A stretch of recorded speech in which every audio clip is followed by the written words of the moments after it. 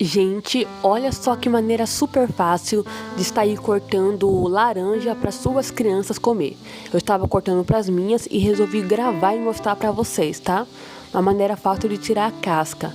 Eu só gravei tirando a casca para vocês verem como é fácil, mas na hora de dar, se a criança for muito pequena, retirem os caroços também, tá? Gente, olha que praticidade. É só cortar as laranjas em 4 partes, pegar no biquinho da parte do pedaço da laranja e com cuidado para não desmanchar o gomo, você ir retirando a casca. É muito fácil, muito prático e depois dá para suas crianças degustar. Fica a dica aí para vocês. Deus abençoe, até o próximo.